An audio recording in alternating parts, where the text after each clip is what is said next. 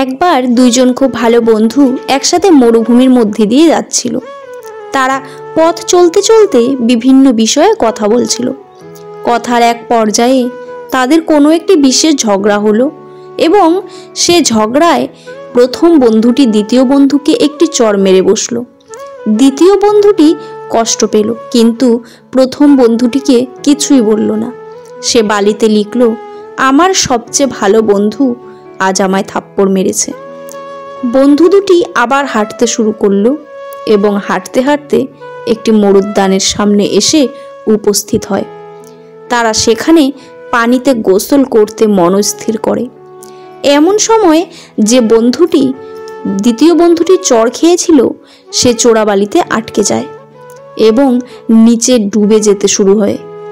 তখন প্রথম বন্ধুটি তাকে দ্রুত উদ্ধার করে। উদ্ধার হওয়ার পর দ্বিতীয় বন্ধুটি গিয়ে আবার পাথরের ওপরে লিখল, আমার সবচেয়ে ভালো বন্ধু আজ আমার প্রাণ বাঁচিয়েছে। এটি দেখে প্রথম বন্ধুটি জিজ্ঞাসা করল, কিরে, যখন মারলাম তখন লিখলি বালিতে, আর বাঁচানোর পর লিখলি পাথরে, এর কারণ কি? তখন দ্বিতীয় বন্ধুটি উত্তর দিল, যখন আমাদের কেউ কষ্ট দেয় সেটা বালিতেই লেখা উচিত, যাতে ভালোবাসা ও মায়ার বাতাস তা মুছে ফেলে।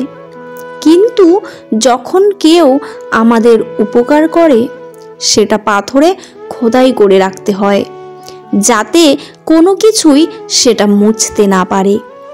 নীতিকথা, নিজেদের মধ্যে ছোট ছোট বিবাদ হতেই পারে, কিন্তু তা মনে পুষে রাখতে নেই, কারণ বড় বিপদগুলোতে কাছের মানুষগুলোই এগিয়ে আসে। জীবনে উন্নতি করার গোপন সূত্র হলো কাজ শুরু করা। সুযোগ যদি তোমায় দরজায় করা না নাড়ে, তবে নতুন একটি দরজা বানাও। সুখী জীবনের জন্য খুব অল্প কিছুর প্রয়োজন, এটা তোমার মধ্যেই আছে। এটা তোমার ভাবনার ধরন। সূর্যের মতো দীপ্তিমান হতে হলে প্রথমে তোমাকে সূর্যের মতোই পুড়তে হবে। স্বপ্ন সেটা নয় যেটা মানুষ ঘুমিয়ে ঘুমিয়ে দেখে, স্বপ্ন সেটাই যেটা মানুষের প্রত্যাশা পূরণে মানুষকে ঘুমোতে দেয় না। যে পরিশ্রমী সে অন্যের সহানুভূতির প্রত্যাশী নয়। অন্যের অটোগ্রাফ সংগ্রহ করে সময় নষ্ট না করে নিজেকে বরং উপযোগী করে তোলো, যাতে অন্যেরা তোমার অটোগ্রাফ সংগ্রহ করে। সত্যি সত্যি কিছু করতে চাইলে একটা রাস্তা খুঁজে পাবেন আপনি, আর না চাইলে পাবেন অজুহাত। 1000 মাইলে যাত্রা শুরু হয় একটি পদক্ষেপের মধ্য দিয়ে, যার মাঝে সীমাহীন উৎসাহ, বুদ্ধি ও একটানা কাজ করার গুণ থাকে, তবে তার সফল হওয়ার সম্ভাবনা সবচেয়ে বেশি।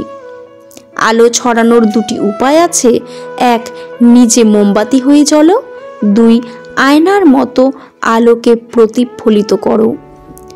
জাতির সবচেয়ে ভালো মেধা ক্লাসরুমের শেষ বেঞ্চ থেকে পাওয়া যেতে পারে। অসম্ভব এমন একটি শব্দ যা কেবল বোকাদের অভিধানেই পাওয়া যায়। তোমার মাথাকে কখনোই নত হতে দিও না, সবসময় চোখ বরাবর উঁচু করে রাখো। যে পুরুষ কখনো দুঃখ কষ্ট ভোগ করেনি এবং পোড় খাওয়া মানুষ হয়, মেয়েদের কাছে সে তেমন বাঞ্ছনীয় না, কারণ দুঃখ কষ্ট পুরুষকে দরদি ও সহনশীল করে তোলে। যদি আপনি নিজের অন্তর দিয়ে কোনো কিছু চেয়ে দেখেন, তাহলে আপনি এমন একটি রাস্তা খুঁজে পাবেন যেখানে সমস্ত কিছুর সমাধান আছে। সততা হলো জ্ঞানী হওয়ার বইয়ের প্রথম অধ্যায়।